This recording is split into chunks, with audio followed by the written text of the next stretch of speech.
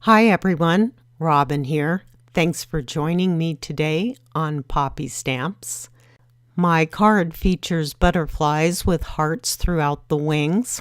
I don't always think cards with hearts have to be for Valentine's Day, and I felt this card would be appropriate for many different occasions you might have. The dies I'm using today are the embossed heart butterfly, double-stitched rectangle frames, and a stamp set from Memory Box called Sending Love. Lots of great sentiments in that set. I'm starting with a side fold A2 card base, and my paper today is from Lawn Fawn's latest release, and it is cut at 4 1/4 by 5 1/2. I'll be using the larger frame from the double stitch rectangles frame die set. The butterflies are cut from Nina Solar White 85-pound cardstock, and I'm just running them through my die cut machine as usual. Once they're out, I'll be placing the die cut back into the butterfly die, and I am using an embossing pad to really set the hearts into the die itself. By using the embossing pad, the hearts are almost pushed up into the front of the die. And then I can use my distressing, here I'm using spun sugar and a finger dauber, to easily color all the little hearts on the die cut. When I take it out of the die, you can see the little hearts are raised and they have a pretty pillow effect. It's a great technique.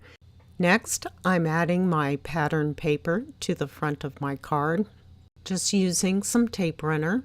And if you notice, I am covering the entire front of my card base. To add the frame to the card base, I'm using Ranger's Multi-Medium Matte. It's a great product as a glue, and it has a lot of other uses. Just add something heavy on top and allow to dry. For my sentiment, I'm using 2 of the stamps from the Sending Love stamp set by Memory Box. I'm stamping at the bottom of a piece of cardstock and then trimming to the width I need for my card. The other stamp, Flutter, I did in the same manner, and on both I trimmed the ends at an angle. Here I have my layout before I apply any glue. It sure has saved a few projects by not getting crazy with the glue ahead of time, just so I can see how things will fit together and approximate locations of where I would like my sentiments. I wanted the butterflies to have one wing up on each of them, so I am again using the multi-matte medium to adhere them to my card front. Allowed to dry with something flat and heavy on top. Place your sentiment where you'd like it to be. Put a little mark on the side and just trim with scissors.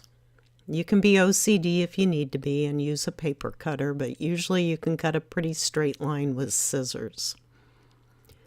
Once they're cut to length, I'm just adding some of the thin 3D foam squares from scrapbook adhesives on the back. The thinner foam squares do help to keep the bulk down. Once you've removed the backing from the foam squares, add to your card front. To finish my card, I'm using Nouveau Jewel Drops from Tonic, and the color I'm using is called Rose Water. They dry clear, and what I like about them is I can make them any size I want. Once done, just allow your card to lay flat and dry overnight. Thank you for stopping by today. I hope you enjoyed my tutorial. And please be sure to check out Poppystamps' latest release. Have a great day. Bye-bye.